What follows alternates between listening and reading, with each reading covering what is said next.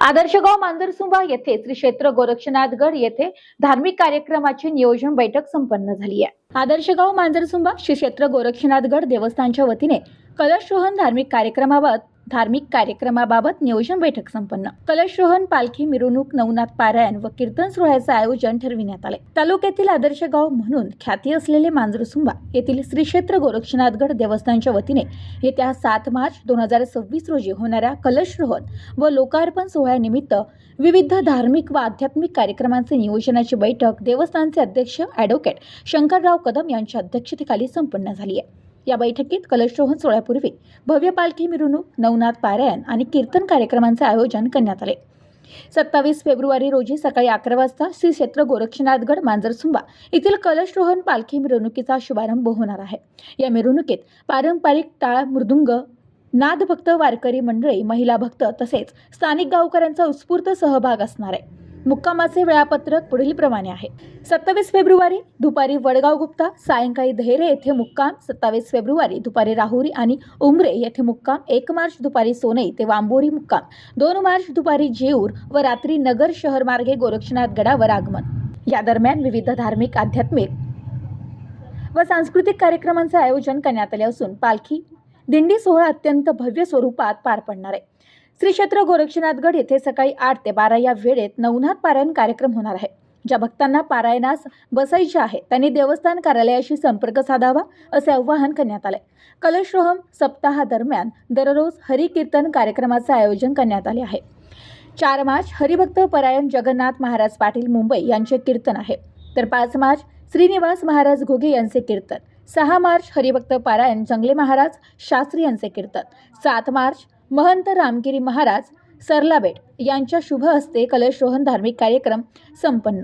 या कीर्तनांमधून भक्तांना अध्यात्म, भक्ती आणि संत परंपरेचा संदेश दिला जाणार आहे। या कार्यक्रमाची माहिती देवस्थान ट्रस्टचे सचिव श्री गोरक्षनाथ कदम यांनी दिली आहे।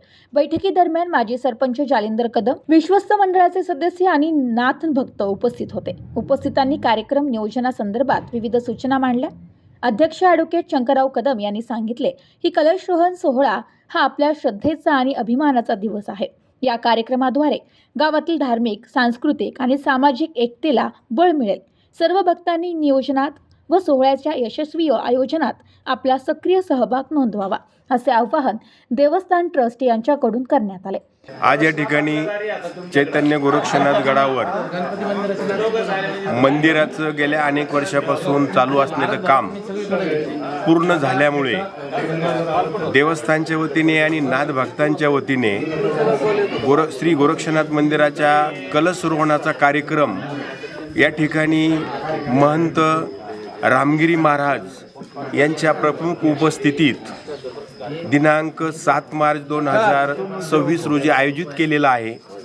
त्या कार्यक्रमाच्या नियोजनासाठी आज चैतन्य गोरक्षनाथावरती निस्सीम श्रद्धा असणारे पंचक्रोशीतील सर्व नाथभक्त यांची या ठिकाणी मीटिंग आयोजित केलेली होती। त्या मीटिंगनुसार सगळा प्रोग्रॅम या ठिकाणी ठरलेला आहे। त्या प्रोग्रॅमनुसार 27/2/2025 पासनं ते 1/3/2026 पावेतो श्री चैतन्य गोरक्षनाथ मंदिराच्या कलशरोहणाच्या मिरवणुकीचा कार्यक्रम या ठिकाणी निश्चित करण्यात आलेला आहे आणि त्या कार्यक्रमाची पूर्ण रूपरेषा 4-5 दिवसामध्ये पूर्ण करून सर्व नाथ भक्तांना त्या ठिकाणी कळवण्यात येणार आहे। तरी या कार्यक्रमासाठी पंचक्रोशीतील सर्व नाथभक्त यांनी दिंडी प्रदक्षिणेसाठी या ठिकाणी हजर राहायचे आणि आपला सहभाग या ठिकाणी नोंदवायचा आहे। Bureau report, news today 24, Ahilyanagar.